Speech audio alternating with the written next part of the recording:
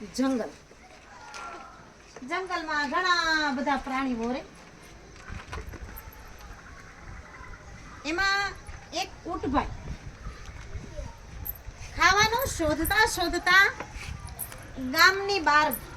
ગામમાં ગયા અને ગામની બહાર વાડી વિસ્તાર, ત્યાં એક ખેતર હતું અને ત્યાં ખેતરમાં ગયા અને ખેતરમાં જઈ અને જોયું ને તો ત્યાં તો ઘણી બધી શેરડીનો વાડ હતો ભાઈ. અને ઊંટભાઈ તો શેરડી ખાવા લાગ્યા. પણ આ ગામમાંથી ખેતરમાં આવતી વચ્ચે એક નદી પણ આવે અને નદી પસાર કરીને ઊંટભાઈ શેરડી ખાવા આવે. એક દિવસ આવ્યા, પાછા જતા રહ્યા. પછી બીજા દિવસે એને શેરડી ખાવાનું મન થયું તો પાછા એ શેરડી ખાવા માટે નદીમાંથી ઉતરી ચાલતા ચાલતા નદીને પાર કરી અને ખેતરમાં જઈ અને એમણે શેરડી ખાધી. આમ રોજ બરોજ ભાઈ ઊંટભાઈને તો મજા આવી ગઈ અને શેરડી ખાવા માંડ્યા રોજ બરોજ. અને ભાઈ જામો પડી ગયો ઊંટભાઈને.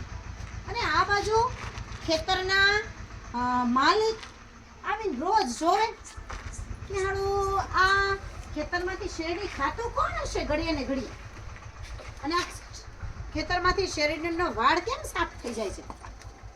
એટલે ભાઈ ખેતરના માલિકને એમ થયું કે નક્કી હવે મારે ક્યારેક આ જોવું તો પડશે કે કોણ શેરડી ખાવા અહીંયા આવે છે, કોઈ ચોક્કસ શેરડી ખાવા આવે છે. એ જ સમયે ઊંટભાઈ શેરડી ખાવા આવતા હતા ને ત્યાં એને સામું શિયાળ મળ્યું. એટલે શિયાળ કે એ ઊંટભાઈ તમે ક્યાં જાઓ છો? તો કે હું તો શેરડી ખાવા જાઉં છું. હા, એટલે કે તો મારે આવું તમારે ભેગું. હા રીતમ કે મારે તમારે યાર આવું છે. તો કે એમ? હા. પણ કે જો એક સરસ તમે ત્યાં કઈ બોલતા નહીં હો, હમણાં સાંજ પડશે અને તમે પછી ત્યાં રોવાનું ચાલુ કરતા નહીં. શિયાળિયાને કીધું. તો કે કાંઈ વાંધો નહીં. એટલે કે મારે આવું કેમ? તો કે હાલી કે હાલતા હાલતા ઓલી નદી આવી ને કે તું એક કામ કર, તું મારી પીઠ ઉપર બેસા દે, બરાબર? અને પીઠ ઉપર બેસીને હું તને લઈ જાઉં. પછી તો ભાઈ ઊંટભાઈ નીચે બેસી ગયા.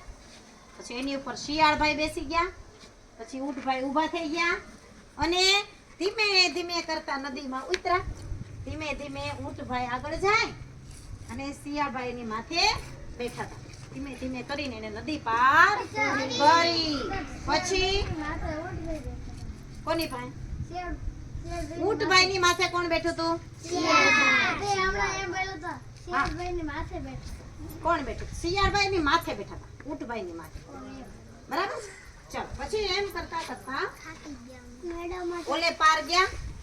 હે ભાઈ પછી તો ભાઈ વાડના ખેતરમાં ગયા અને શિયાળિયાને એલા મજા આવી ગઈ. મજા જ આવી ગઈ. અને ઊંટભાઈ ખાધું, શિયાળભાઈ ખાધું.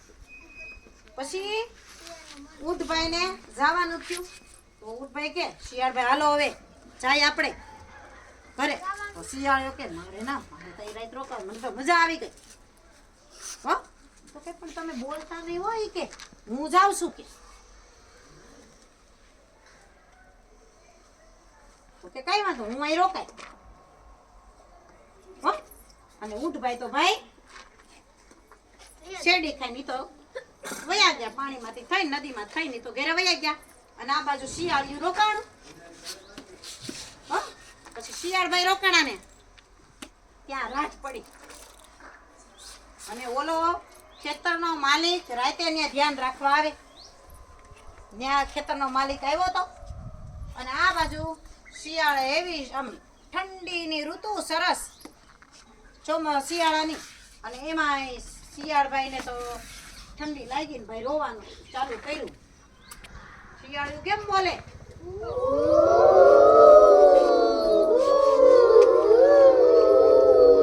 બોલો ખેતરનો માલિક સાંભળી ગયો અવાજ. હા નક્કી જો આપણું ખેતર આ શેરડી ખાવા આવે છે શિયાળી. હો? અને ઓલો ખેતરનો માલિક ભાઈ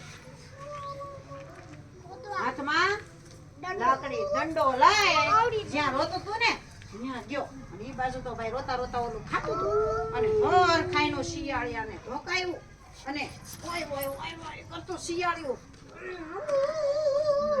કરતો ભાઈ તો ખેતરની બહાર નીકળી ગયું. હવે તે ઉઠે નહોતું તો એને જાવું કેમ નથી ની પાર ઓલી બાજુ. અને ભાઈ ઓલા ખેતરના માલિકે તો ધમ ધોકાવી નાખ્યો હરખા. હં બેટા હા એટલે શિયાળનો જ વાક પડે. એને શું કીધું તું? કઈ શરત મૂકી હતી? બોલતો નહીં. બોલીશ તો ખેતરનો માલિક છે ઈ આવી જશે. પણ આણે શું કર્યું? રોવાનું ચાલુ કર્યું. ખેતરનો માલિકે તો ભાઈ પકડાઈ ગયો. ખેતરના માલિકે હરખાઈનો ધમધો કરી નાખ્યો અને આખો એનું આ પગ ભાંગી નાખ્યો ભાઈ. અને ત્યાં તો એમ કરતા કરતા પછી આગો વયો ગયો અને આ બાજુ આવી. બીજે દી થયો ને તો ઊંટ આવતું હતું ને પછી ત્યાં શિયાળીએ કીધું એ ભાઈ તું જતો નહીં, ઓલો ખેતરનો માલિક આવી ગયો છે ને આમ જો મારો કે પગ ભાંગી નાખ્યો. ઊંટ કે કીધું તું ને તું બોલતો ને તો બોલ્યો એટલે જ તને આમ થયું ને કે હા.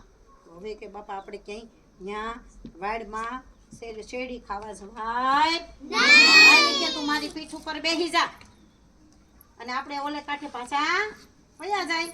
ભાઈ તો એની પીઠ ઉપર બેસી શિયાળ ઓલે કાંઠે વહી ગયું. અને ત્યાર પછીથી ઊંટ અને શિયાળ બંને ક્યારેય શેરડી ખાવા ખેતરમાં આવ્યા ખાધું પીધું ને